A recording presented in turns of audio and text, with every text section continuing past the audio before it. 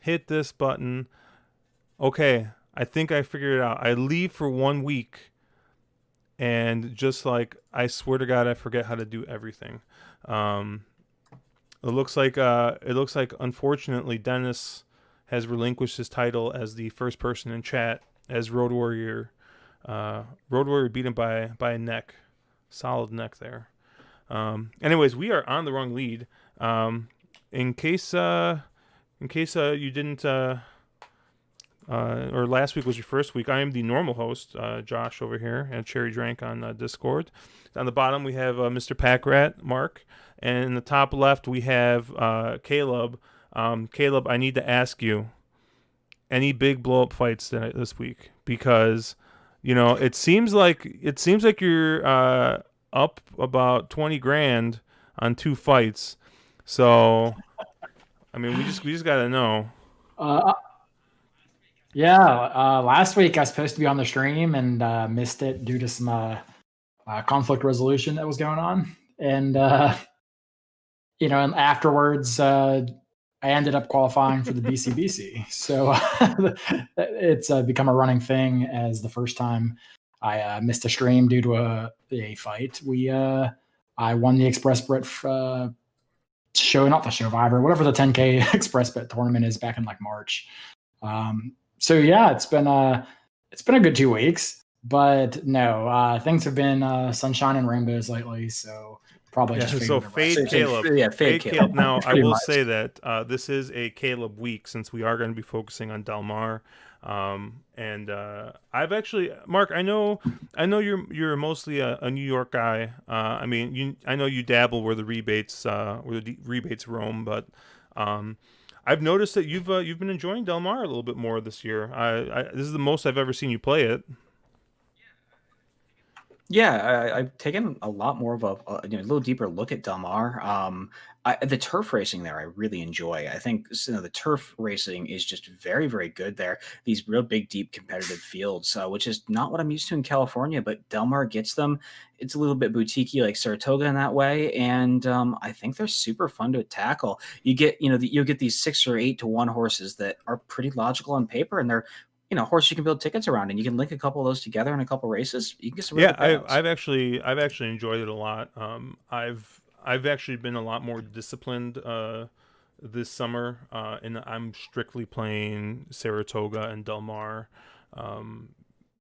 I mean, occasionally I've played a little bit of Canterbury, like if I'm just like bored on a weeknight, but like I haven't been firing away like on a Monday or Tuesday during the day, like playing Parks or Finger Lakes or whatever nonsense has been going on. So that's actually been pretty good. I think it's been pretty good for my bankroll. Even though like the return on investment has not been great. I feel like I've at least mitigated a lot of losses there, but yeah, probably about like 80% of my handle's been through Saratoga, but the other 20%'s been through Del Mar, and yeah, it's been good. There's been a lot of prices. I feel like the prices have been pretty decent, and I don't know if it's just because of the big fields, or if chalk's just not getting there as much. But I know that there's definitely been a couple of real big horses. I think there was Was there a cap horse there last week that you hit, Caleb? Is that what it was at Del Mar?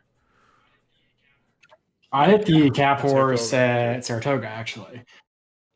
But yeah, you're right though. Like on the whole, Del Mar's had some really nice prices, and it's one of those kind of sequences that it might be like a 6-1 or an 8-1 horse, and the rest of the sequence will be kind of logical.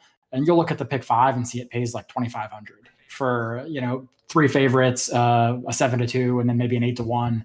It really, these longer price horses really play bigger than what their odds would suggest in a lot of your horizontal bets. So it's been pretty good if you can put them together. I think the double payouts have been really solid, and I think that's what you kind of noticed too, Mark. Yeah, and the double payouts really, I mean, you can link together sort of a logical with, an 8-1 Rispoli horse on turf and get a stupid, double payout that just, makes it's almost head scratching how good the doubles have been paying. So yeah, I've been chasing some of those, some pick 3s there. I mean, not playing, it's a small percentage of my volume, but I've been doing really well there. So yeah, but it's something I'm going to probably play a little more. All right, so let's take a look at chat here real quick before we jump into to our first race. It looks like Road Warrior's not playing the free contest this weekend. What? Wait, was there another? I know there was a free contest last week, right, for NHC. Is there one this week or is it next week? Oh, there's one today. There was one today. I don't think it was last week. I don't know if that's what Road Warrior was talking about. John Massey. Oh, go ahead. There's also the Discord there one is a on Discord Saturday. one. What is it? Is it Pick and Pray? I think it's Survivor or Showvivor, so I don't really know how that works. I hate Survivor tournaments, so I'll put $5 in and just probably get out in the first race. John Massey says he's just here for pronunciations. So did you mess something up last week, Mark? Oh, I'm sure I messed up a lot. My pronunciations are terrible. We know this. It's bad. Let's see. Dennis is fixing a snack. Okay, whatever, Dennis. Road Warrior also bringing up, Belmont and Aqueduct lucky no fans. I think the writing was kind of on the wall for that. I don't think Aqueduct will allow fans until is the casino even open yet? No, right? Yeah. So, no and then Road Warrior did ask me how Vegas was. Vegas was actually fun, man. It was good. Wednesday and Thursday was dead, so it was just crazy. Like walking down the strip at like 1:00 in the afternoon and seeing two people. I went to the Palazzo just to gamble a little bit when my wife was at the spa, and there were like 25 people in the entire casino. Like I sat down at a machine, I put a 20 in. Lady came up, asked me if I wanted a drink. She brought it within like 2 minutes, a minute. It was like super quick.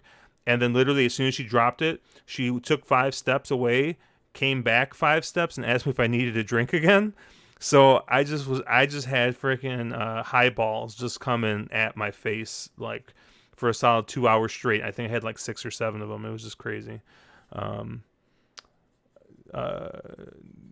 Keep Pounding says that we're about 90% more sober than last week so far. I didn't realize that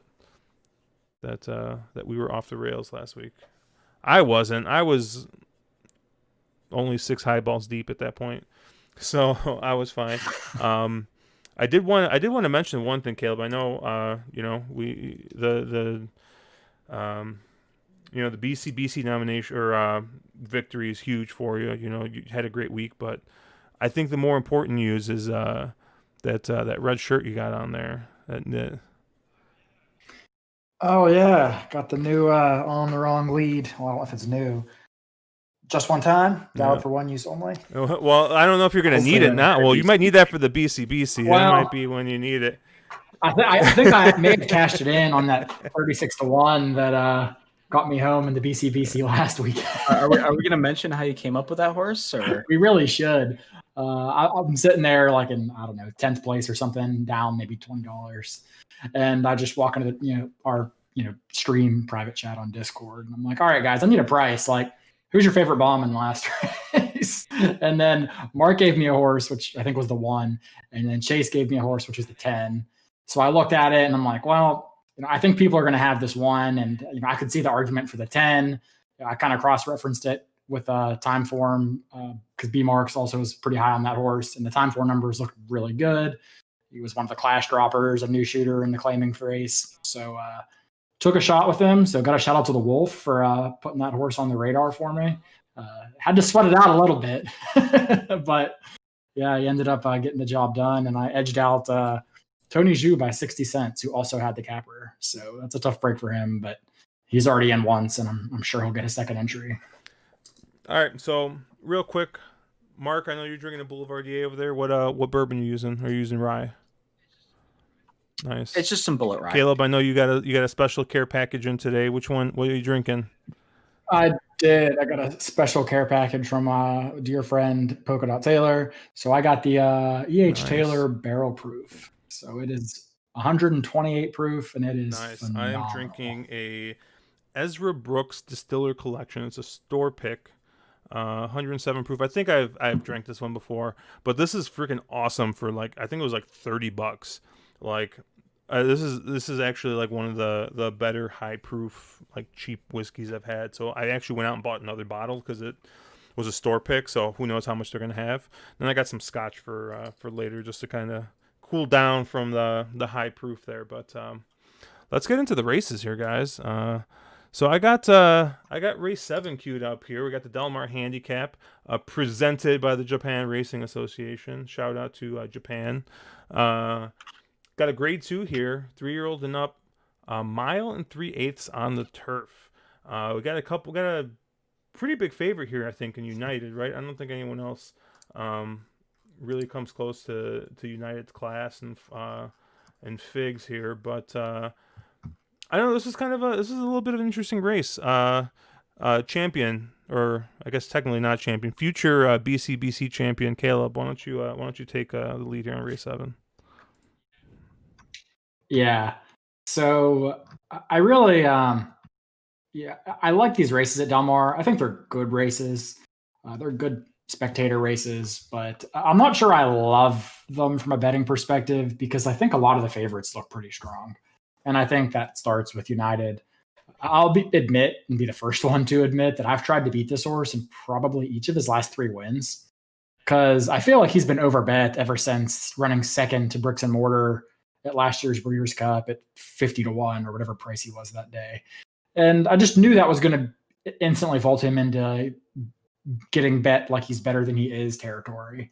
But I think I'm finally at the point now where, I think I just need to sort of accept the fact that maybe he really did turn a corner and maybe he actually is this good. He was beaten a neck in that next out race after the Breeders' Cup, and then he's rattled off 3 wins in his next 3 starts after that. He never really gets it done by much, but he always seems to be right there at the end. What I really like is that, lately he's been able to show a lot more tactical speed than what we're used to seeing from this horse.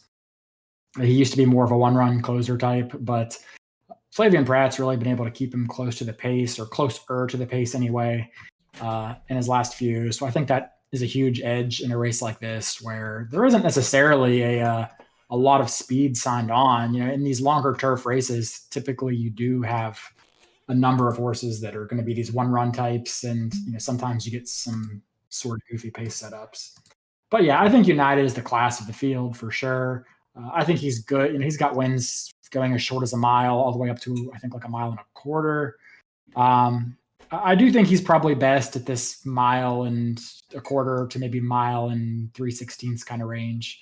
Maybe 1.125 miles is on the, a slight edge of how far he might really want to, be best at. Not to say that he can't go farther, but where he really is best. But I don't think there's any monsters in here. Maybe I take a shot against him in the Breeders' Cup, but I think he's a tough favorite here, and he's probably going to be a single for me on most of my tickets. Yeah, I would tend to agree with you here. I think he's the class of the field. I do sort of wonder. Obviously, he ran that massive race in the Breeders' Cup Turf, and I think you alluded to it. Is this a little more distance than he necessarily wants? My issue is here. I don't really know who else I want to go to. What other horse does want more distance? It's really in this race.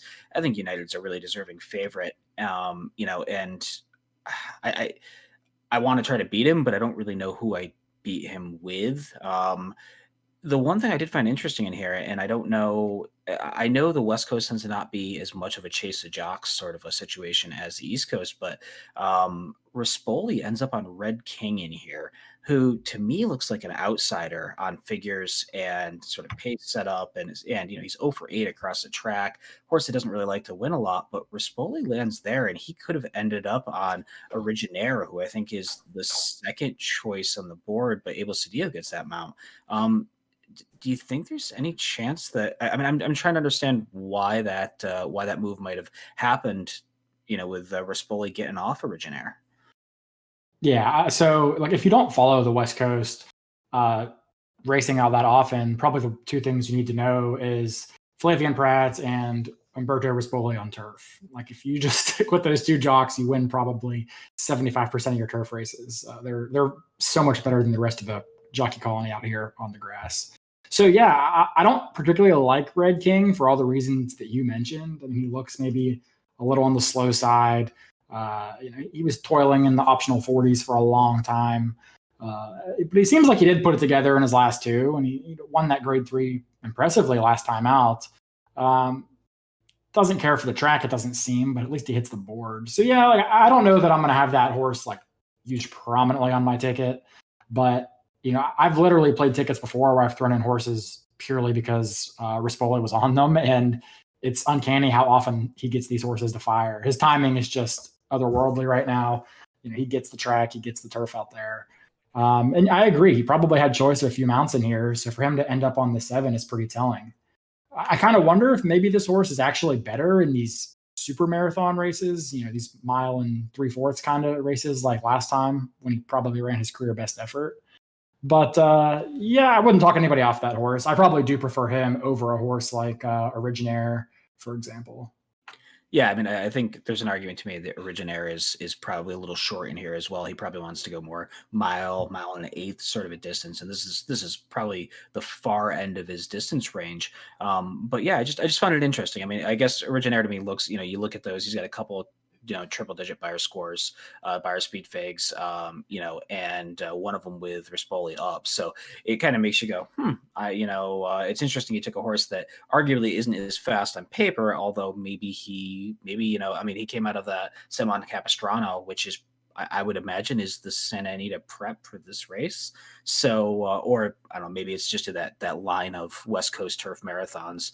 But with obviously Rispoli winning, that looks like quite in hand and did a real good job. So, maybe, I don't know if he has upset potential, but he's definitely a horse, I think, Red King at 8-1 that you have to use underneath if you're a vertical player.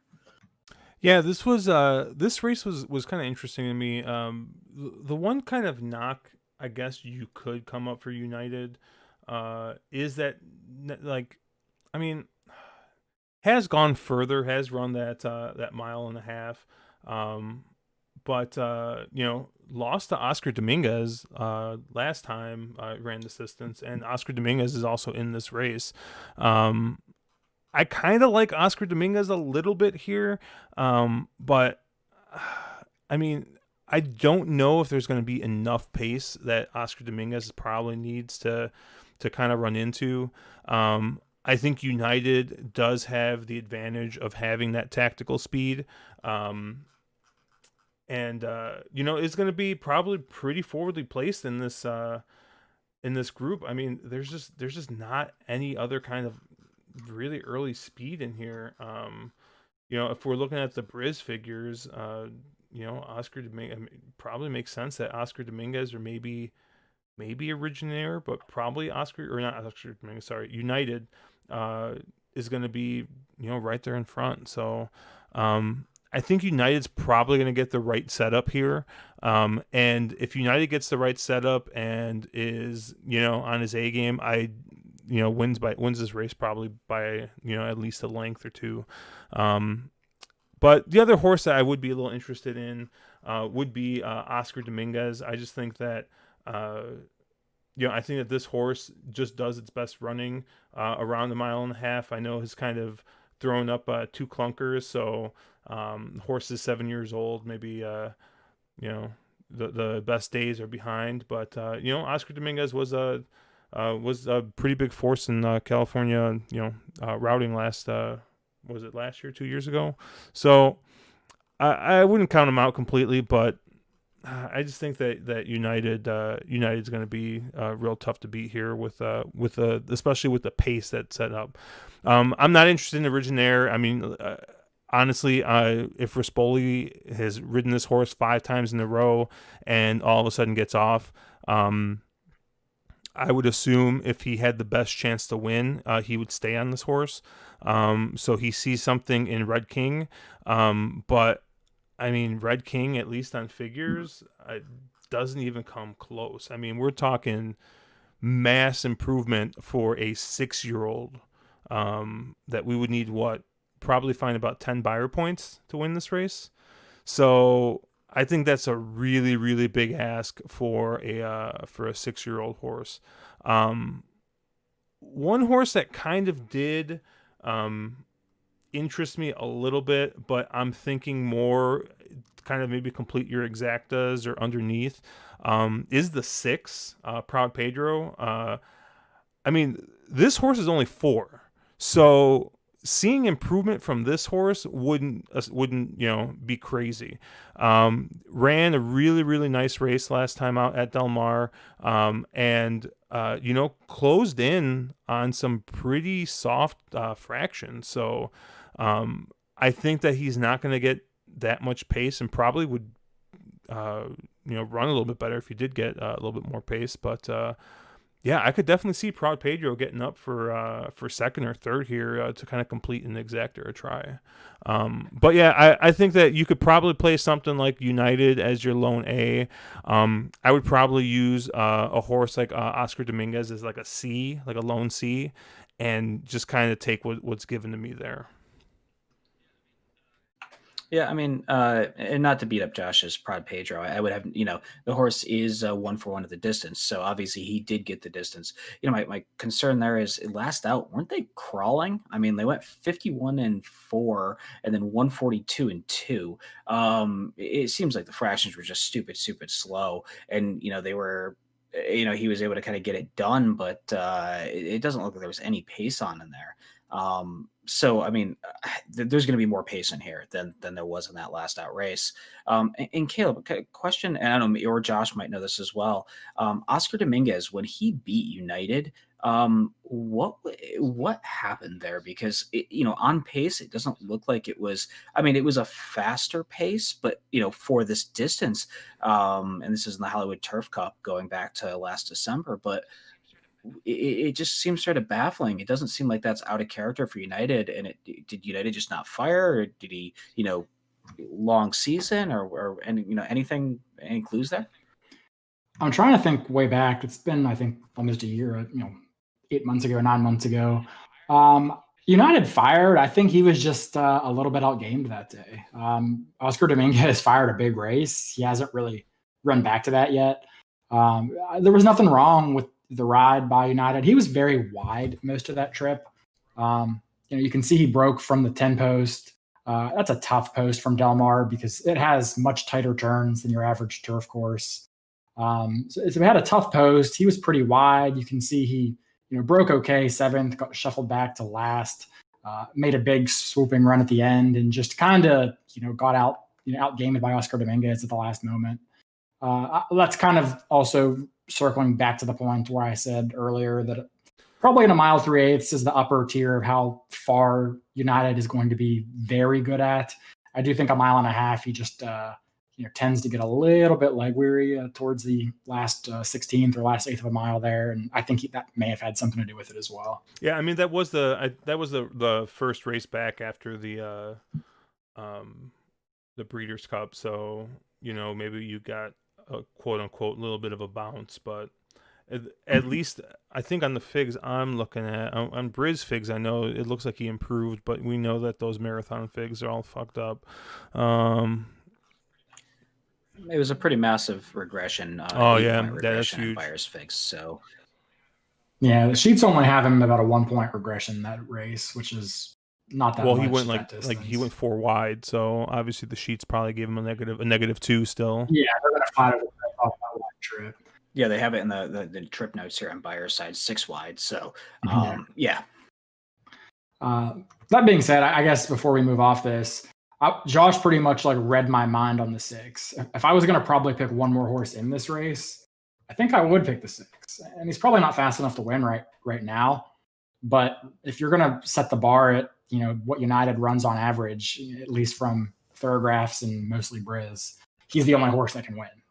So basically you're betting on a horse to jump up or United to not run his race. He typically seems to run his race.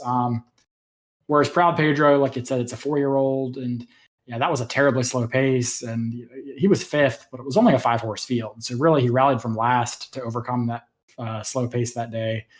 And if you haven't been paying attention to Del Mar, Juan Hernandez is riding outstanding this year. I think he's going to be the next Abel Cedillo, so the hot Golden Gate jock that tries Del Mar for a summer and just lights the world on fire and starts getting good mounts. You can still get a lot of nice prices on his horses. So they're not really betting this kid, but he's riding very well. So that's a guy to keep an eye on. So we've been talking this race for 20 minutes, and no one has mentioned the stream's Grade 1 favorite winner horse. combatant. That would be Grade 1 winner combatant who is I'm in just this saying, race. like, that was I don't hate intentional. him, like, completely. However, like, you're asking him to essentially throw a new top on a new surface. Like, out of all the rest of the horses in this race, the only other triple-digit buyer in this whole race is, I believe, Combatant. No, we got Originair's got a couple hundreds, but and like, not to say that Combatant doesn't have a little bit of turf breeding. I mean, it does have Scat Daddy, is from Scat Daddy. I'm not 100% sure underneath. Oh well, Boundaries by Danzig. He's So got yeah, a pretty good. He's got a good turf pedigree. He's got a good turf pedigree. The problem is he's overweight on turf. That's my major qualm there. And he can probably get the distance. It's just the fact of he's never shown a propensity for running on turf. And if you looked at when he was trained by Asmussen, he needs to find about 10 points on the Bayer Speed Fig off his best turf race to be a player here. But I mean, I think we need to talk about he him. better start. I mean, well, he's already won a Grade 1, but if he can get like a Grade 3 or something on another surface, maybe his R will stay in R and not go to a G. I mean, if he was to win this race, he would be multi-surface graded stakes winner combatant, which is just things that make you just. They'll probably want to try and fix Combatant, right, and to breed him, right, because he's got Scat Daddy, and that line is pretty much. I mean, well, it was Justify, but because right, isn't that what happens with Ridgelings? Like, half the time they get gelded, and the other half they, like, I don't know, they do something else because I don't know anything about horse breeding, but I thought there was some funkiness with Ridgelings, but yeah, we'll see if Combatant keeps his balls. Although, I mean, Grade 1 winner already, so maybe they'll ship him to Turkey. Yeah, okay, we talked this race to death. Let's take a look in chat here real quick. Caleb just sassing in chat. So Evil Bob Dole did put up the stats, so go ahead and make sure you check the stats for Del Mar if you don't play. Our boy Disco Partner, shout out to Capone, saying he likes the daily vids, especially the pick threes. John Massey likes Warden Jerry because he can control the tempo at long distance. He's a stayer on the grass, not fast enough to lead at a mile. Yeah, I think Warden Jerry makes a lot of sense underneath. If you look at a lot of the back races at marathon distances for a lot of the other runners in that field, he's a horse that consistently hits the board. So if you're looking to fill out the bottom end of a try or a super, totally. I don't think he can win, but he makes a lot of sense. Yeah, there was a question in chat about how does a Del Mar turf play, or is it speed friendly? It was kind of farther back up. From what I've kind of noticed is it really depends on the rail settings.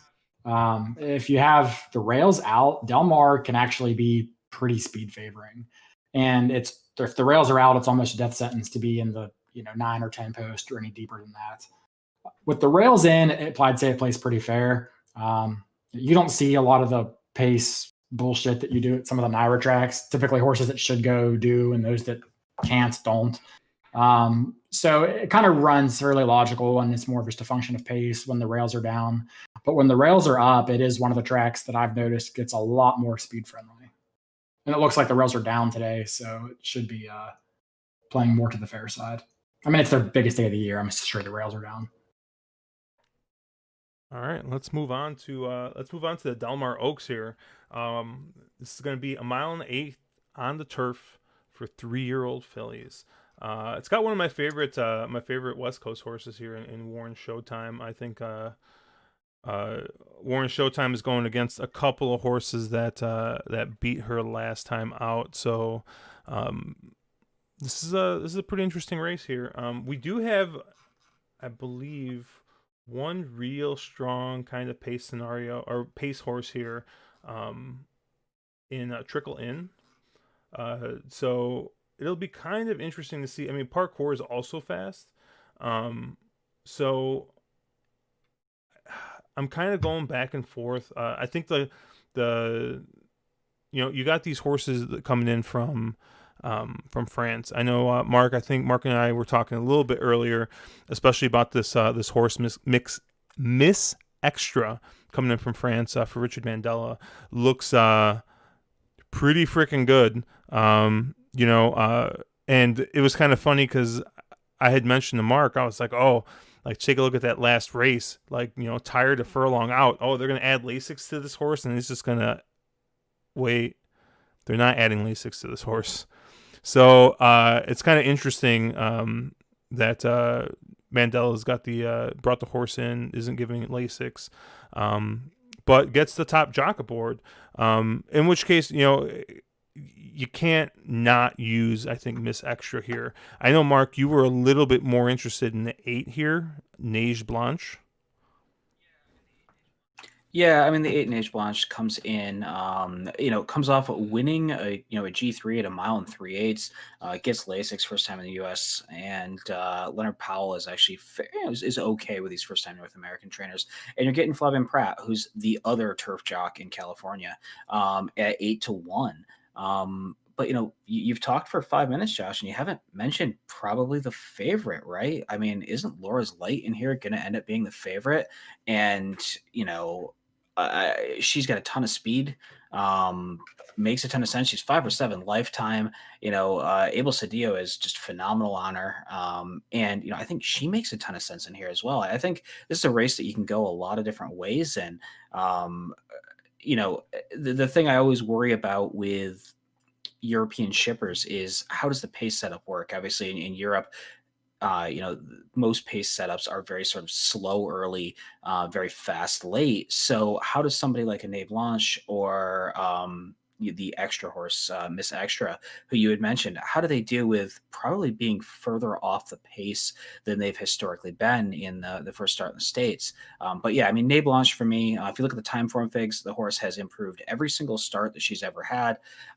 She's cutting back to a distance that she tends to be good a little longer. So I don't know if this is sort of a first start in North America, get a feel for the horse and then try to point her appropriately longer on. But I think of the two, she was the one that, because I have a feeling the Rispoli first time horse is going to be probably over bet. And I think Neige Blanche has a little bit of a chance to be sort of ignored in the board. Yeah. If there was any other jock on the Warren Showtime, I would probably send it in at 6-1.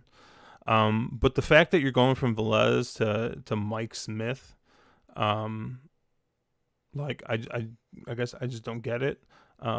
I think that if at least on DRF, Warren Showtime has got the best figs or the best fig at on turf, and it just, I mean, I don't know. I really like this horse. I think this horse is going to get the right type of pace setup, but also kind of got the right pace setup last time, and came up a length and a quarter short. So I don't know if really should go back to that. Well, the horse that just beat him, is it Guidi, the 11 horse here, has Juan Hernandez, who we already talked about a little bit, and is going to have that similar type of run style. Is going to be kind of be coming from a bit out of it, and I do think that there is a fair bit of speed here, so I think I am going to want to look at somebody coming from a little bit off of the pace.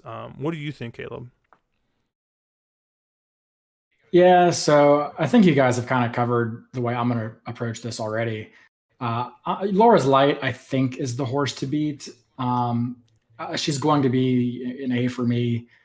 She's the most proven of all of the American horses in here. The two other, I will include both of the European shippers. With Neige Blanche, you have a Group 3 winner last out with Flavien Prat on board, adding Lasix, and on Thorograph, she's already fast enough to win. I think you have to use that horse. And then the other one with Rispoli, the 3, Miss Extra. She's also one who's fast enough to win. Maybe found Group 1 company a little too tough, which is completely understandable. But she won a Group 2 back. And that was coming in on a 3-race win streak. Maybe just didn't want to go that far. Last time, 1 mile and 5/16. So, yeah, I think that I'm going to use all 3 of those prominently. I do agree that this race has a lot of speed. I think a horse like this 5 horse is going to be sent, stretching out in the sprint. I actually don't know why this horse is here. I don't think it has a chance, but it's going to be in the pace if nothing else. A horse like this 6 probably has to send it as well. A horse like this 9 probably needs to go. So I do think there's going to be a lot of speed, which sets it up for some of those deeper closers like that 11 Gutty or Guidi, whatever we called him. That's a horse I'm interested in. I hate the post. That's a really tough post to win from at Del Mar. A mile and an eighth does give you a little more time to negotiate, saving some ground into that first turn. A mile, it's really tough. Look back, and this horse was stuck super wide last time, 5 wide, breaking from the far outside post. But the horse made a nice run. Needs to find a way to turn the table on Laura's Light. So this horse is probably more like an underneath play or maybe like a C if I'm playing anything horizontally. But it is one of the horses that I think could pull off the upset here. She does seem to like Del Mar, where the turf course plays a little more fair compared to a course like Santa Anita. In her 4 starts at Del Mar, she's got 2 wins and a second, whereas Santa Anita, she hasn't really hit the board. I think the track just plays a little more fair to her late running style, and I've already talked about my boy Juan Hernandez. So yeah, that's probably the one bomb I'd be interested in, but I'll have most of my money going through the 2 European shippers as well as Laura's Light. Yeah, I was gonna say I'll probably be very much the same if I look at this sequence as Caleb. I want the 2 European shippers, and I want Laura's Light, and I really don't want anybody else in here. As long Laura's Light is, I guess I just realized she's won her last 4 on turf. So obviously she's as far as I'm concerned, she's the leader of the West Coast sort of 3-year-old filly division. And I think both European shippers are very interesting. Either one of them could be very live here. They're both a little bit of a head scratch as to sort of why are you here? Ney Blanche winning a G3. Why did you? I mean, obviously purses are probably bigger here. Obviously that pre Cleopatra is only a $63,000 purse, so there's more money coming over the States and running in some of these races, and maybe that's the same reason that Miss Extra is here as well. But it's sort of a little bit of a head scratcher why both of them ended up here. Normally when you see these European shippers, it's a Peter Brandt buying a French turf filly that bled obviously in her last out and wants to move to the States and run them on Lasix. That's why these tend to come in, and those horses are always extremely live. Miss Extra doesn't get Lasix, so that's probably not the excuse in the last out. Maybe it was just too far. But then again, why wouldn't they shorten her back up and run her back in France?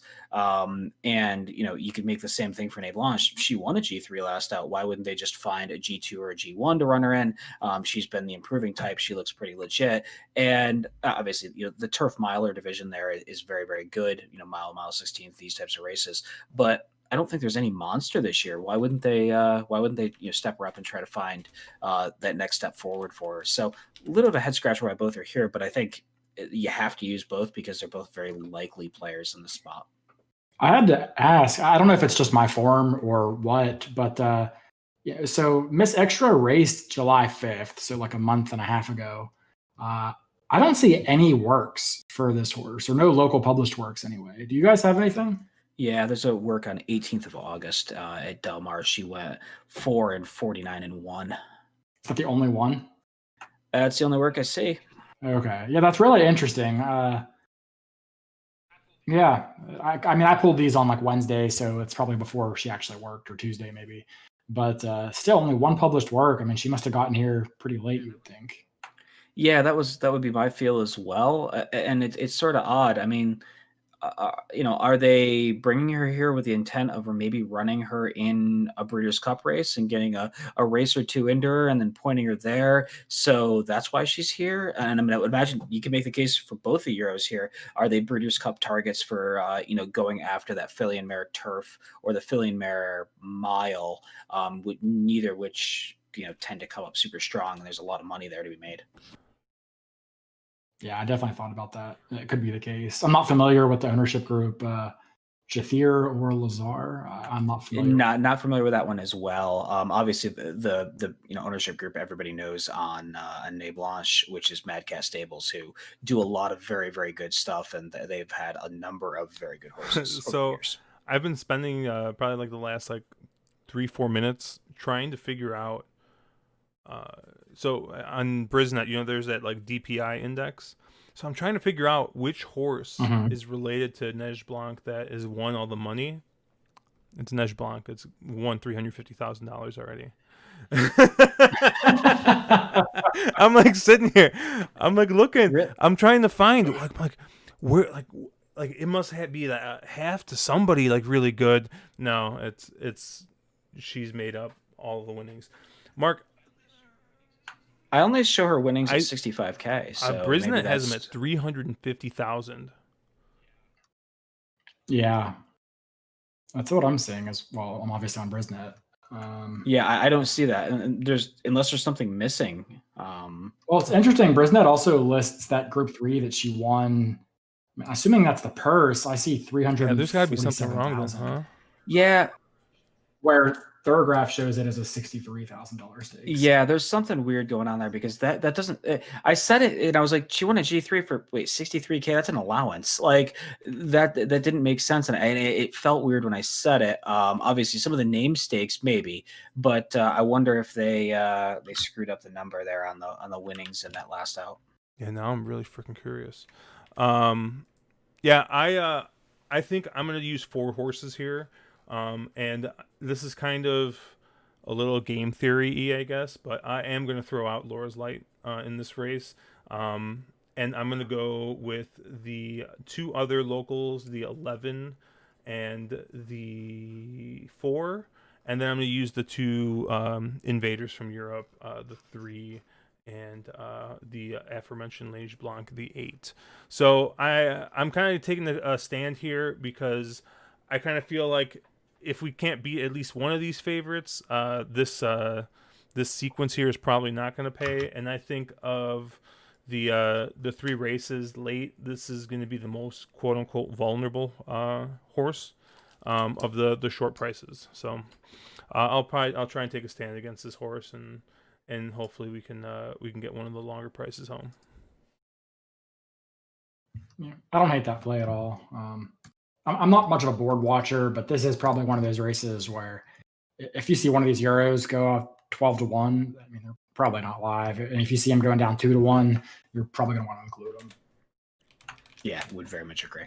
I'm literally Googling purse for this stupid race because I'm just like, yeah. I can't find it. No, yeah, it's also a track. I'm not that familiar with the track that they raced that out there as well. It's sort of the Belmont to Chantilly, which is where the Arc is at. So it's not a bad track, but it's sort of that. Well, it was 80,000. The purse was 80,000 in 2017, so it's probably 80,000 euros. So that's like what, like 100K.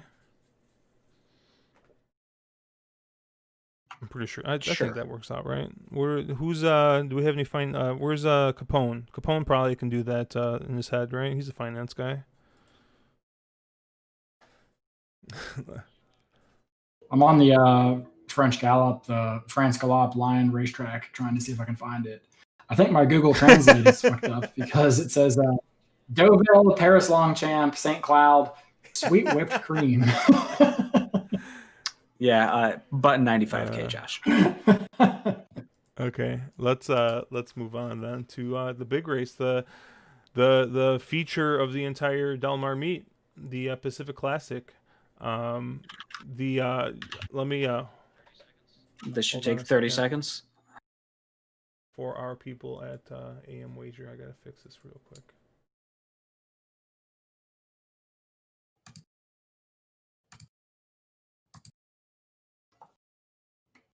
Give it a second. What? Why did it do that? Oh, that's stupid. Dude, I'm trying to just cross out the 3 letters in front of Pacific Classic for our friends at AM Wager. That's all I was trying to do. Yeah, so we got race 10 here at Del Mar at the classic distance, 1.25 miles for 3-year-olds and up on the dirt. I mean, is there any way Maximum Security loses this race? No. Caleb? No. Like we covered the last race he was in. I forget which one it was, but the Del Mar race. It's San Diego Handicap. Yeah, San Diego Handicap. And like on that stream, I was like, I think midcourt has a shot. And I was almost right. I mean, I wasn't, but I was almost right. I remember bashing Max about his workouts being trash.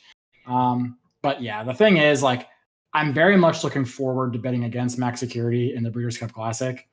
But because I don't think he is the same horse post service. I was not impressed with the way he won the San Diego Handicap. Doesn't really have turn of foot. He didn't really have the early speed he normally showed. He just kind of grinded away at a distance compromised horse in midcourt.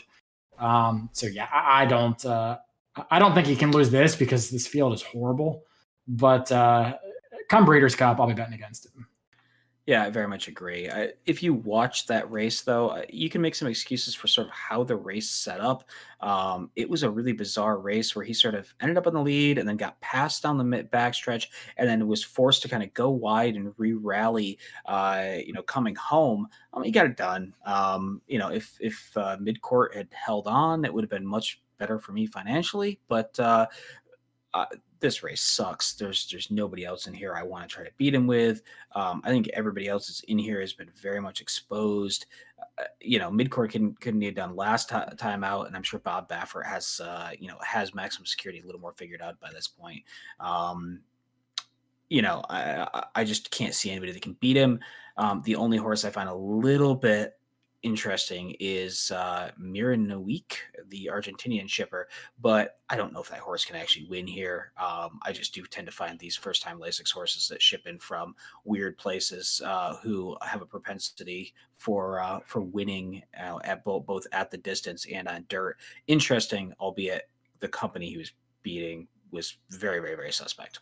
I'll tell you what, man. Like, Maximum Security, just like, I mean, how many of these like Baffert horses have we seen that he's just like grinding types, right? Like these EP horses that are just going to be like one, like right off the lead and just like get up there and just fucking grind away. Like, I mean, this is like just a prototypical Baffert horse, even though it's coming out of the service barn. So, I mean, I think you guys are a little crazy that you really think that like who's going to beat Maximum Security in the classic? Like, who do you guys have ahead? Tom said top. Okay. I think Tom's got a shot. I think I was really impressed with Tizzle and the Travers. I think he enters the conversation. Code of Honor is way off form right now, but if he ever gets his shit together, I mean, he could be one. But yeah, I think it's not that Max can't win, but he's probably going to be the favorite, and I like about three others better. The other thing is that the classic is shaping up to have a lot of speed in it, and with a Maximum Security and Tom Zeta, who wants to be Tom Zeta doesn't want to be forwardly placed, but just off. It may really set up somebody like a Code of Honor, and Code of Honor wants that little more ground than he got last out. So yeah, there's a lot of horses I think you can get around him with. I think Max will take a ton of money and will be a little more vulnerable, I would say, off the service juice. Same, man. Maybe you get Combatant coming from the clouds. I mean. Actually, I should probably. Are you guys shaking your head? I mean, Drosselmeyer did win the Breeders' Cup Classic, so anything's possible. Yeah, I don't see any way around Max Security here. I think you save your money and you single.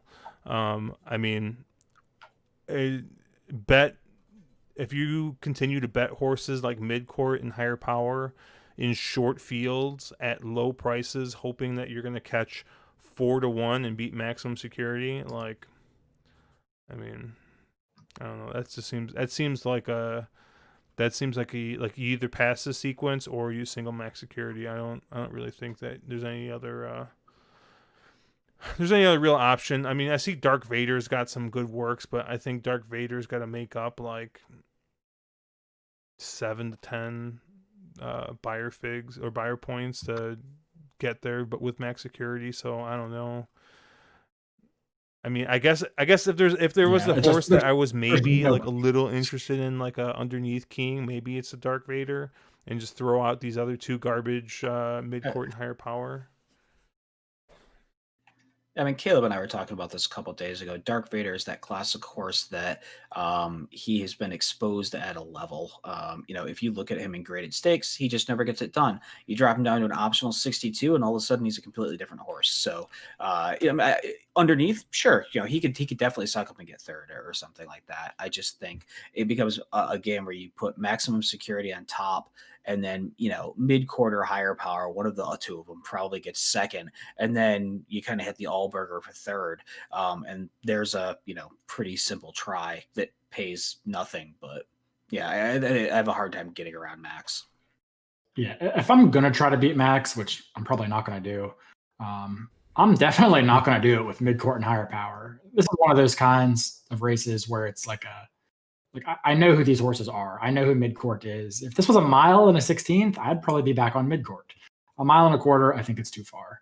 Higher power, I mean, he's still getting bet off of that Pacific Classic win a year ago in the worst running of the Pacific Classic probably ever. I would look at this, South American horse. It's probably not good enough. They generally aren't. It didn't go into a high-profile barn, but this horse was running against 17 horses, 23 horses, just monstrous fields. And it's 4 or 5 on the dirt or on the fast track anyway. So, I'd look at a horse like that, or maybe even a horse like Sharp Samurai. I think this horse has lost a step. I think he used to be a nice turf horse at one point. But he does have a win over the dirt, a long ass time ago. And who knows, if this horse might just step up on the surface switch. They entered him into that San Diego handicap and then scratched him out instead to run him in the Eddie Reed instead. And he ran a nice race that day, second, beaten half a length to United. So I'd look for a new shooter that might jump up before I'll go back to the well at a horse that I think I know, which is mid-court and higher power. Yeah, 100% agree with Caleb here. I think this is one of those races where, you're going to use maximum security on top. And if you're trying to find a price, okay, I wouldn't fault somebody for going to the Sharp Samurai well, even though it's not one I would want to go to. And Miranik is the other one. So, maybe you put Max on as an A, those other twos as C's. And mid-quarter higher power could just beat me and I'd be fine with it. That's kind of how I would look at it. All right, why don't let's take a quick look at chat here. It's been a little bit since we checked in.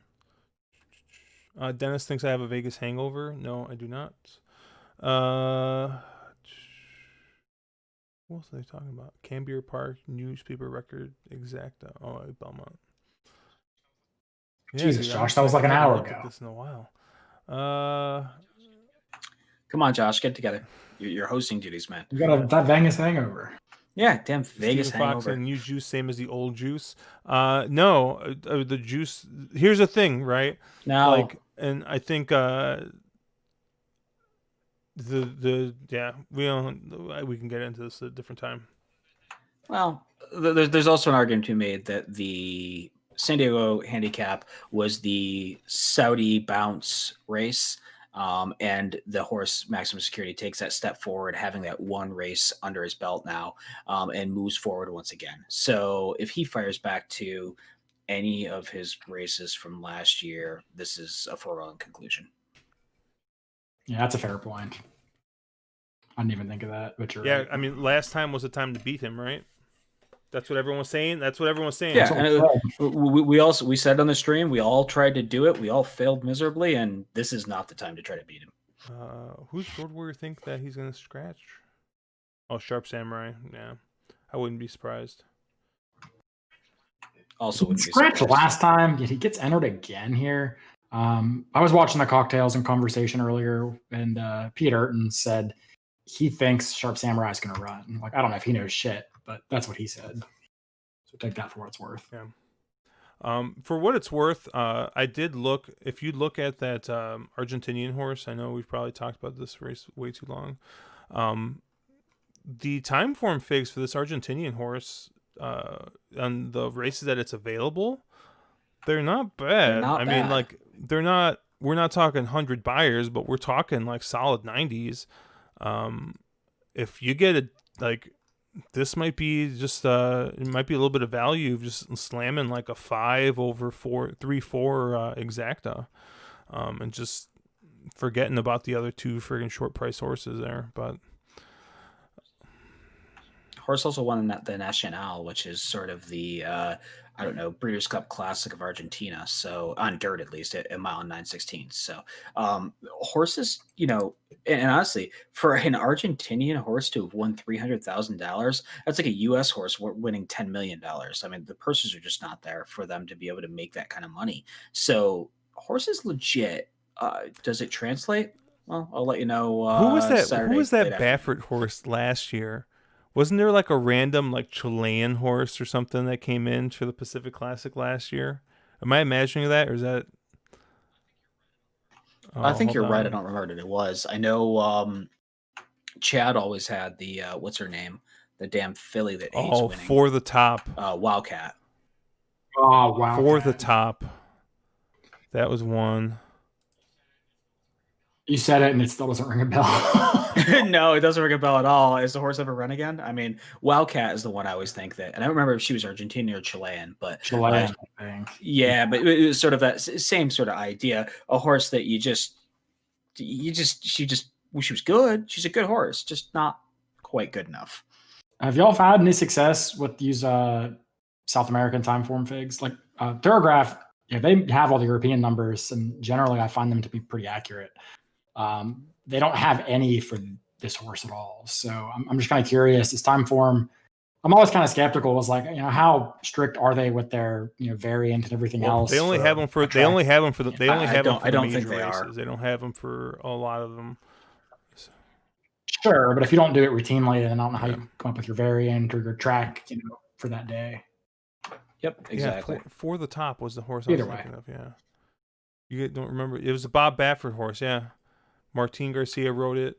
Finished tired 10th behind by 32 lengths. No, nope, has ever run again. That sounds right.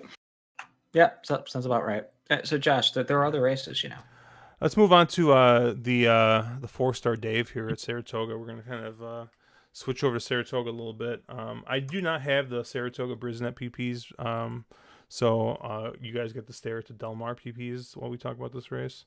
Or actually, we'll just we'll switch to this view. This is a big face view here. And we'll talk a little 4-star Dave. I know this is one of your favorite races of the year, Mark. Yeah, 4-star Dave's always one of my favorite races of the year. 4-star Dave himself was an absolute Saratoga monster. Yeah, great bar. I mean, and I think 4-star Dave won G1s 4 consecutive years in a row at Saratoga. And when you do that, you get a race named after you. He was an absolute monster on the on the inner and a mile. This race just came up stacked. Quite honestly, I think this is the best race so far of the Saratoga meet, at least on paper. You have everything you could ever want in here. You have Raging Bull, who's a monster, who I've never liked, coming off that Shoemaker win. Got beat by War of Will at last out in the Maker's Mark. Arguably could take a step forward in here. You got Stormy. Yeah, I mean, when Got Stormy is 8-1 on the morning line, a field is stacked. Halliday comes in here for the Pletcher barn. You have Uni, who has done nothing wrong, and won the Breeders' Cup Mile 2 back. Valid Point is here, who's sort of the new up and coming Chad Brown horse that everybody's been talking about. Without Paroles in here, there's a million ways to go here. And personally, and I know Caleb's going to give me crap, I'm going to go back to the Uniwell. I'm going to have her on top here.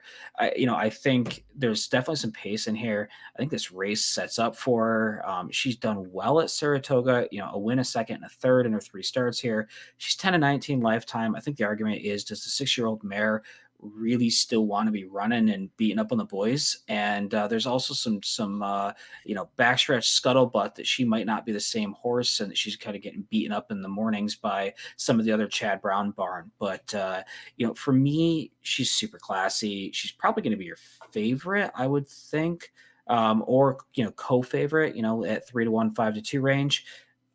Amazing betting race. I have mad respect for Uni, and this is a race that I think if you're playing horizontals, you got to be a little deep, because half of this field can legitimately win this race. Yeah, this is a crazy race in the sense that I think you could go 4 deep and only cover the Chad Brown runners and still not be really that well covered. It's a deep field. I wouldn't hate any pick in this race, to be honest. Like every single horse in this race, I think has a puncher's chance. Maybe a horse like Chewing Gum, I'd really probably give you a hard time about that one. But by and large, anyone else, I wouldn't talk you off of. That being said, like she probably will be the favorite here. But that last race bothers me. She just wasn't herself that day. And with any other trainer in any other situation, maybe I excuse that and say, just maybe she needed one off the way off, or maybe she just didn't fire that day. But that doesn't happen to Chad Brown horses. They don't ever need one off the layoff. They come off of 2-year layoffs and probably have a higher win percentage than they do when they're actually in training. It's not so much that she lost the newspaper of record, because I think newspaper of record has a very legitimate chance to be the best miling turf horse in the country right now. I think she's finally kind of grown in and matured to that potential we saw as a 2-year-old. So that doesn't really bother me. What bothers me is just the way that she didn't even threaten. I mean, she never got within the same zip code of newspaper of record as the co-favorite at even money, and that she actually got run down by Beau Recall. That kind of is tough for me to excuse a little bit. We know who Beau Recall is. She's a nice enough horse. She's a nice grade 3 type, maybe grade 2 at like Fairgrounds and Churchill and stuff like that. But she's not a typical Saratoga grade 1 horse. And to get run down by Beau Recall, that sort of bothers me a little bit. I don't know that I'll toss Uni necessarily, but she is probably the Chad, other than Valid Point, who I like the least. And it was interesting to me, and Mark, I know you play the jockey merry-go-round more than I do, but what did you make of Rosario jumping off and Jose getting on? There's something to be said for that. And that was, when you get done, that was what I was going to bring up. I mean, Joel was on both of them the last out, and he ends up on, on Raging Bull in here. I don't know if there was, I don't know why though. And that's the part that gets me. I think there may have been some frustration in that last race where, I mean, newspaper of record walked the dog. They were going, they went 25-3, or well, 25-3. They were so slow in the Justa game. And, obviously newspaper record was able to re-rally top of the stretch and take off. Was Chad a little frustrated that maybe Joel didn't press newspaper of record a little more and put himself in a better position? And did Beau Recall sort of suck up after Uni was much well beaten? I understand what you're saying. Joel does get off. He does end up in Raging Bull here, and that does make you go, he's going to take what's best for him. But it's also Jose Ortiz, who's arguably the best turf rider in the country right now, getting up on Uni. So is that really a derogatory mark? Maybe. It says something. I don't really know what it says at this point. Yeah, it's definitely not a downgrade. It's more of just you'd have to think Rosario had choice. So it's more of me reading it and do it from that perspective than like, oh, it's a downgrade to get Jose. Because that's could you imagine? Oh, darn. I can't ride Uni. Yeah. I'll have to ride the other grade 1 winner. I am seeing 23-3, not 25-3 for that opening quarter, which is quite a bit different. I'm seeing 25-3, 49. Oh, okay, that doesn't make sense. Maybe you have fractions on for like this horse. No, sure, I don't. See 23-3 and 48. Yeah, okay. I watched the replay of that, and those are the right from, fractions. From that tweet we saw earlier today, I think, was it Marcus Hirsch who tweeted it out? That apparently Uni the newspaper has just been record, getting the shit kicked out of her by a newspaper record in the works. So yeah, no. So like that's another reason I'm kind of a little hesitant on Uni. It's not really fair for me just to beat up on Mark's pick until I give one. I mean, I think it's totally fair. It's hard.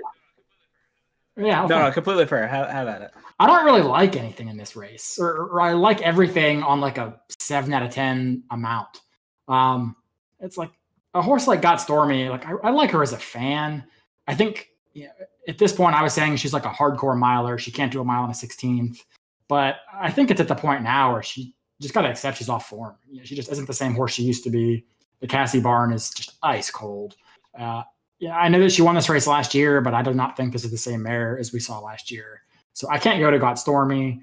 A horse like Raging Bull, like I've always thought he was good, but he gets bet like way more than he actually is talented. I mean, he burns a lot of money.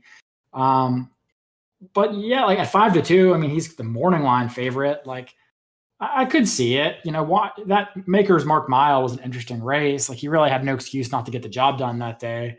But he didn't, and what was a blanket finish, and losing to War of Will and Parlor. So like that's kind of a tough one for me to love. So I really didn't know which direction I really wanted to go here. I thought there was a chance. Like I don't think they send Got Stormy. I mean, she probably sits just off. I thought there was a chance a horse like Halliday could walk it on the front end, especially with Saya's up. But I've never thought this horse was actually, much of a really a graded stakes horse at all, much less a grade 1. I don't think he's good enough. Maybe if Got Stormy scratches, he makes my ticket. But yeah, so I guess I like reluctantly ended up on Without Parole. And I feel so dirty saying that because like I've burned so much money on this horse. But I don't know. Like it's one of those things where it's just like I'm going to be probably 6 deep here. Without Parole might be like my very lukewarm top pick, but I've always thought the horse was good. I could make an excuse for his Pegasus. I could make an excuse for his Shoemaker. I don't really know if I can make an excuse for the Maker's Mark Mile. I mean, he was kind of wide and he was trying to rally from further back than anyone else that day. The horses that were second and third at the first call ended up running first and second. So there is an argument to be made that the speed was holding up pretty well, and he had to come from pretty far off the pace. He did switch to his wrong lead late in the stretch and kind of cost himself some momentum there. But this is a horse that just kind of has issues, and you don't want to back these kind of horses at short prices. And he's going to get bet. So yeah, like I guess he was my reluctant top play. Like a horse that I'm actually going to use pretty heavily is going to be the 3 Emmaus. Just because like it's a spread race and I don't want to get beat by something. I don't love Emmaus here, but I thought that was kind of a crappy ride last time out. He's not that far off if you look at figures, and it's a race where it's just very open and I want to be very spread. Okay, real quick, hold on. Mark, I want to jump in and I'm going to do my Mark impression. So give me a second. So Caleb, you do realize that the horse that you picked hasn't won a race since 2018 at Ascot? That's pretty good. Dude, I fucking hate Without Parole in this race. I mean, I like the figs make total sense, and like from the eye test, like if you were just looking at the form and you trust the figs, Without Parole makes total sense here. Without Parole seems like probably should be 4-1, 9-2, that second or third choice. Probably going to be third choice here. From a value standpoint, I probably need like 6-1, 7-1 or something to bet this horse that hasn't won in like 2 years. I mean, but at the same time, like I don't feel great. I mean, my top pick in this race, and mind you, I probably won't bet this horse. I probably won't bet this. But my top pick in this race is going to be Raging Bull. I think that Raging Bull just makes the most sense here. I do think that there is a surprising amount of pace set up in here. I don't think that we're not going to get that, Chad Rabbit runoff, because I mean, I hope not. I mean, Chad's actually got he's got 3 legit horses in Valid Point. But I don't think we're going to get any kind of like runoff thing unless he does send Valid Point to be a rabbit, and then it just fucks everything up. But even so, I think that Halliday and Got Stormy are going to set an honest pace. You're going to have someone like Emmaus probably kind of close up as well. So I think you're going to at least get an honest pace. Knock on wood, because I've probably said that about 5 or 6 turf races in the past 2 weeks, and I haven't seen an honest pace in like 3 weeks. So I think that this is going to set up for Raging Bull to come, take his normal trip, come from pretty far out. He got beat by War of Will and Parlor last time out. there probably isn't like a super great excuse, but only got beat by a neck, so it wasn't like he was like super far back there.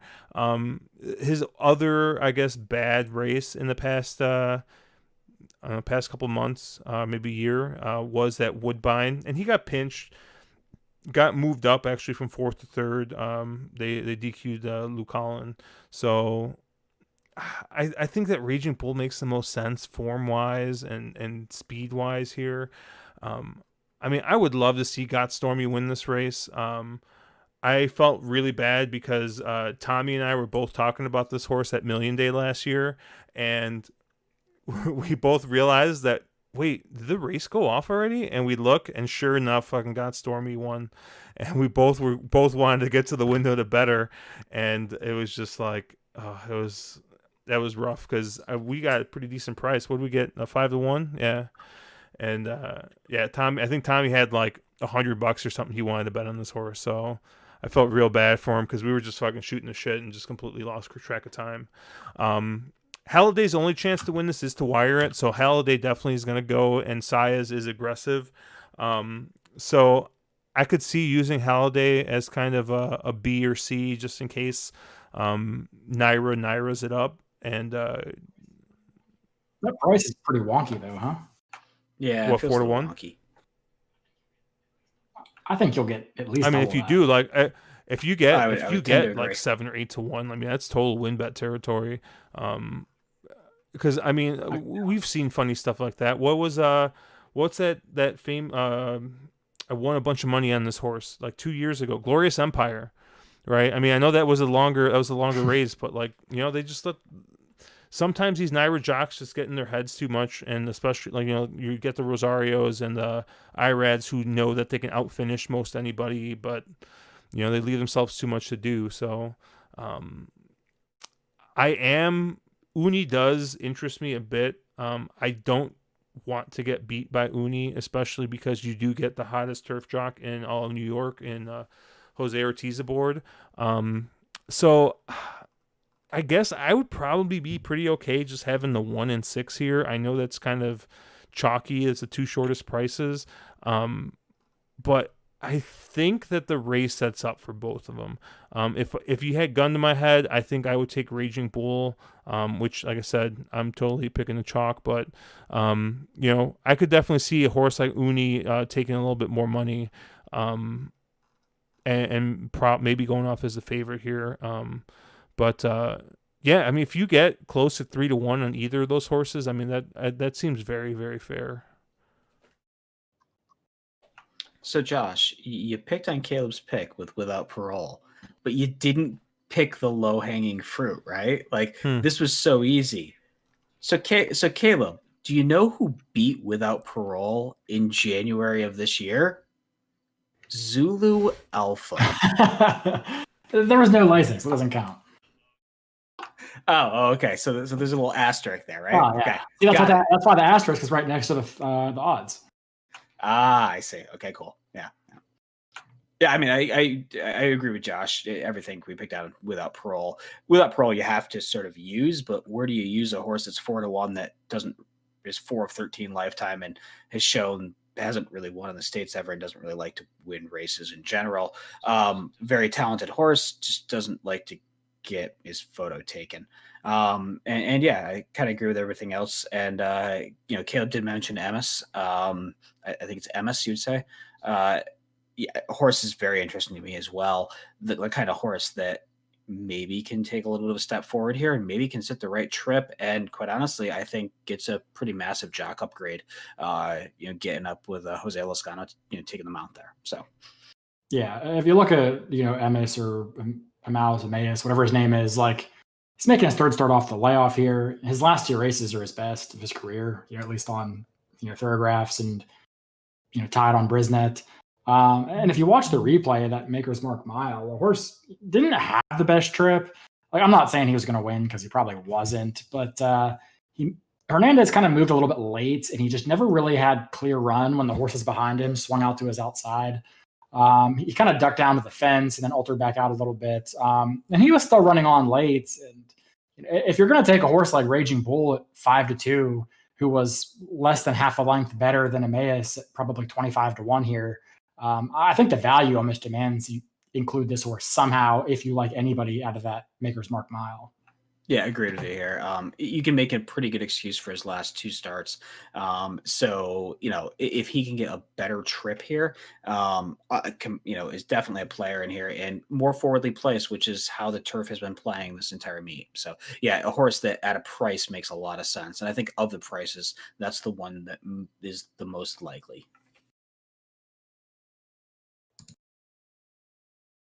All right, why don't we we got probably about 5 or 10 minutes here. Why don't we take a look real quick at the other races that we got here at Del Mar? We have 2 more stakes races. I know we didn't we kind of skipped over them a little bit earlier just because it looks like they're part of the early. I think it's an early pick 5, right? Yeah, they're part of the early sequence, and I don't know how interesting these races are, but I thought there were some horses in here that that especially in that second race, the 4th race at Torrey Pines, there's a fairly, I guess, quote unquote big name in that race. But Caleb, I know you said you looked at this field and there were names that you recognized. I know that these are probably names of horses that Mark and I aren't as familiar with, but did you see anything here in race 3 that kind of stuck out to you? The Green Flash, the turf sprint? Yeah, so I guess in the Green Flash, the horse that I was kind of recognized was Sparkyville, actually. And if you play California frequently, you'll recognize a lot of these, Baja Sur and a few other, Mesut and a few other low level or mid level allowance kind of knockers that are kind of jumping up here. This isn't a very strong field, but I do think there's a lot of speed here. I mean, this 8 horse just seems like an absolute missile. Mike's Tisnow has one way to go. I mean, he hasn't. The last time he missed the lead was in July of 2017, where he was second by a head. So that horse has to go. But then you have other horses that really want to be forwardly placed as well, and maybe they can't make the lead. So I think this race gets hot up front. And I think Sparkyville just makes a lot of sense. I don't know what price you get on him. I don't have any morning lines on here, but he had a nice or decent to nice pace setup last time, and he took full advantage, getting up, pulling the upset. And I think him and the other closer you'd probably want some of is going to be the Flavian Pratt horse, the 5 Mesut. I imagine he's going to be probably your favorite, maybe co-favorite or short favorite. 5-2. You actually get Mesut. You actually get 6-1 on. Wow, I'll be surprised if that holds with Flavian Pratt, but nevertheless, those are probably the 2 horses I'd be interested in. And the 8 horse, I guess, is kind of the wild card here. You don't know really how good this horse is beating up on those Golden Gate fields, but he did break his maiden at Del Mar, and so there's potential that he's at least was somewhat well thought of at some point, and he does like to win. But yeah, it's an interesting race, from a betting perspective, anyway. Yeah, that 8 Mike's Tisnow has only missed the board once in 9 career starts. A horse that can absolutely motor on the front end, obviously getting the class test here. There's a ton of pace signed on in here. I completely agree with you. I think the one that makes the most sense to me is Chaos Theory, with Rispoli up. Another horse that, can sit back. Rispoli can, he's drawn outside. He can, obviously Mike's Tisnow is going to go rolling by him, but he can watch the pace and he can make that one run. And we've been talking about how good Rispoli is with his hands and how good he is at reading pace. He's getting a lot of pace to run into here, and I think he's in a horse that can rally from just off, can sit that 3rd or 4th position, come around the corner, and make a lot of noise in the stretch. And I think it's 7-2. It's the kind of horse that if you get those kind of odds, you can probably win bet this one here. I would think it makes a ton of sense to me. Yeah, the 7's the other horse that does make sense, and I tend to think that these turf sprinters moving from the east are a little better than those on the west coast. At least at Del Mar, when the turf's a little more fair compared to the Santa Anita turf. So I would probably give the edge to these Churchill and Keeneland turf sprinters compared to some of the West Coast turf sprinters. Yeah, I didn't want to say it, but I think And I also would say that Chaos Theory has probably been facing some classier foes than than a lot of the other ones in here. World of Trouble, Imprimis, those types who are not world beaters, but some pretty quality horses. Sorry, I was looking. I'm having. I'm getting a couple errors here while streaming, so I was just making sure that everything's going. But it looks like we got a couple minutes here. Yeah, I actually really like the Rispoli horse here. Chaos Theory makes a ton of sense.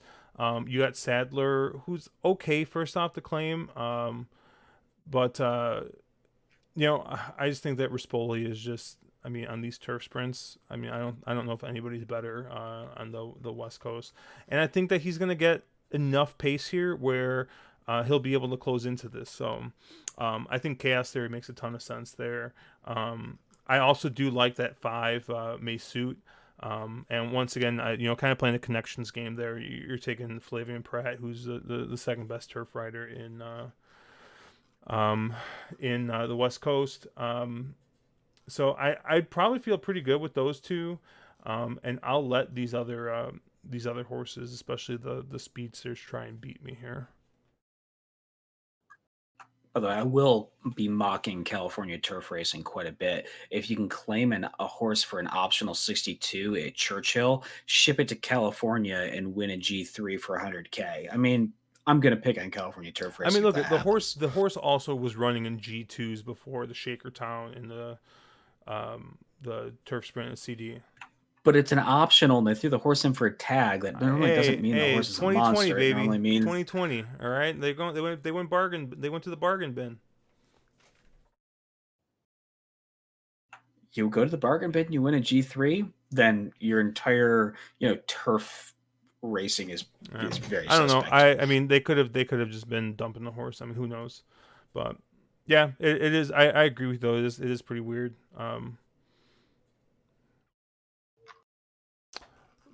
All right, let's take a look at the 4th race here. Real quick, we got like 3 minutes left. The Torrey Pines, grade 3 for 3-year-old fillies, 1 mile on the dirt, and we have the return of the horse that at some point in time we thought was going to be the next big thing, and then we had the next big thing after that, and I think we finally got Gamine after that one. But we have Merneath returning, which I'm actually... Oh, I was going to say, I'm surprised they haven't tried him on the turf. They did try it on turf last time out of American Pharoah. So looks like our morning line favorite here is going to be Harvest Moon, the 3 at 2-1. Caleb, since you are the Del Mar expert, I'll let you take a quick look at this one here. Yeah, like I think the California morning lines are, like, in my opinion, some of the best in the country. John White does an amazing job here, and I think he has this one correct. Harvest Moon is the horse to beat. I mean, they debuted this horse in an optional 80 on the turf, which was the strangest thing I've ever seen. And she didn't embarrass herself. She ran 3rd. Then dropped into a maiden race after that and won pretty easily, and then kind of blasted an optional race after that. I think this horse has, definitely like huge potential. I think she's the horse to beat. I won't use the Baffert at all. I always try to beat Baffert, but when he puts a horse on turf, that's when he doesn't know what to do with a horse. He actually, I don't know, did you listen to his interview with JK a couple weeks back? So JK asked him, hey, so when you put a horse on turf, is it because you don't know what to do with him? And Baffert just starts laughing. He's like, yeah, pretty much that means last resort.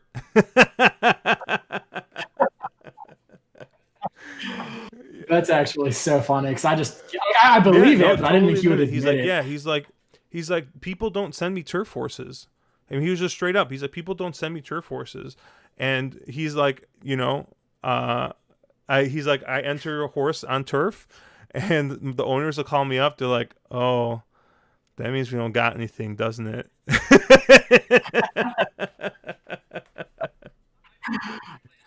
I begrudgingly have a little more respect for him. If you guys haven't listened to the interview, it's actually it's good. It's entertaining.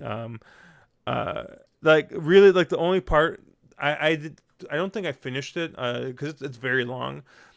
I had a little bit of issue with the way he just kind of glazed over the whole thing that happened at Oak Lawn. He called it like the unfortunate accident or whatever. Like, okay, whatever. But the rest of the interview, like, awesome. It's really good. So take a listen to it. If you haven't, I, I always, I always enjoy when like trainers get interviewed and they don't just give you trainer speak all the time. I mean, that was brutally honest by him. He was just like, yeah, he's like, if I fucking start them on turf, it's because they're either not good or I don't know what else to do with them. So, yeah, I thought that was really funny. Sorry to interrupt you there, but No, I mean that's pretty much it. I think the horse to beat's Harvest Moon. I've only just glanced at it. I haven't really handicapped it much, but I won't use Marineth or Marineth at all. The horse like the 2 might be kind of the wild card. It hasn't lost yet. Clifford's Eyes is having a really good meet. So I mean, that's a horse that could be usable. And then you have a horse like Aurelia Garland, who at one point was very highly thought of, and hasn't really seemed to be able to put it together ever since. But yeah, I think that it's probably going to be Harvest Moon for me, and then maybe the 2. Yeah, it is. I want to be creative here. 100% agree with Caleb. Harvest Moon is the horse to beat. Secret Keeper, super interesting, is the other horse. Obviously, but Secret Keeper probably sets up Harvest Moon from a pace perspective. So, yeah, those are the only 2 I want in this race, and keep it nice and simple. there was a horse that I really liked, and now I don't see it. Yeah, I mean, Secret Keeper does make a lot of sense. Coming third race overall, and has seen pretty good improvement the first 2 times. Is stretching out a little bit, but Into Mischief going a mile. I mean, that's fine. It's not like we're stretching out much further than that, and has beat most of the field here. The other horse that did, I know you talked about her briefly, was Aurelia Garland. I mean, only reason I'm kind of interested in this horse is, Flat Out Speed did come back to win that after that Iowa Oaks. So maybe, just ran up against, a much better horse, but is still going to need to find, like 8 to 10 maybe buyer points, which is a big ask at 4-1. Rispoli has been better on turf, or is better on turf, but he hasn't been that bad on dirt. So, yeah, kind of interesting to see how this horse would run. But yeah, I mean, if you're trying to get around Harvest Moon, I think that the 2 Secret Keeper is the one that makes the most sense. But Harvest Moon's going to need to regress a bit, and you're going to need to see a couple of these other horses step up by quite a bit if anyone's going to catch up to her. All right. Well, I think that's going to do it for us. We got through all the races we kind of wanted to get through. Caleb, I know you're probably going to be focusing mostly on Del Mar this weekend, if I had to guess, correct? Probably. I'll probably be looking at both Saratoga and Del Mar. Probably a little more so at Del Mar. It is their big day, even though the Pacific Classic doesn't really do much for me this year. But that 4-star Dave is going to be an amazing race at Saratoga, so I'll definitely be watching both races. And then Saratoga has the Diana on Sunday, which looks pretty stacked as well. So I'll be back and forth. What do Friday's cards look like? Have you guys looked at Friday at all? Friday's a little weak. It's a little bit of a soft card. It's okay, but it's not what I would hope out of a Saratoga. How about Del Mar? Do you look at all, Caleb? Okay. Yeah, I'll probably look mostly at Del Mar. I got a huge workload tomorrow, so and Del Mar starts like usually right around the time I'm getting off work, so it's nice. Reminder, we do have that Discord tourney coming up on Saturday. Mark, what are you going to be doing? You're going to be focusing on Saratoga? I didn't really look at the rest of the card because I know, we tend to kind of focus on the stakes racing. So how's the rest of the card look on Saturday? Rest of the card's okay. It's not the best Saratoga card. Really, the race you want to watch is the 4-star Dave. There's a couple of undercard maidens that look okay, but it's not. There was no race that I went, ooh, this looks super, super interesting. It looks a little, maybe chalky if maybe. But yeah, I'll probably be targeting Saratoga, and then honestly, that Delmar sequence I really like. I don't know how I want to attack it, but I may pay a little more attention to Delmar than I normally would with a Saratoga card that's a little bit off. Cool. All right. Well, that's going to do it for us. If you guys get a chance, send a shout out to the Wolf. We got to do our usual shout out to Keep Pounding. I know he was only probably here for the beginning part, so I will tell him he's going to have to watch the rest of the stream to get our YouTube numbers up, so he can see his shout out to continue his winning streak going. Apparently, every time we've shouted him out, he's hit something. So we've been shouting him out pretty much every week. So hopefully he gets something this weekend. Once again, Caleb, congratulations on that BCBC hit. That is freaking awesome. Mark, yeah, congrats, man. That's Mark. huge. Better luck Thanks. this weekend at Saratoga. I know it's been a rough couple weeks. I know you started off hot. I know you had a good first week. Yeah, start off good first week and a half, and then it fell off a cliff and hasn't returned yet. So it'll return back to normalcy. I just cool. Yeah. Well, for the Wolf who's not here, Caleb, Mark, and I'm Josh. We are on the wrong lead, and we'll catch you guys later.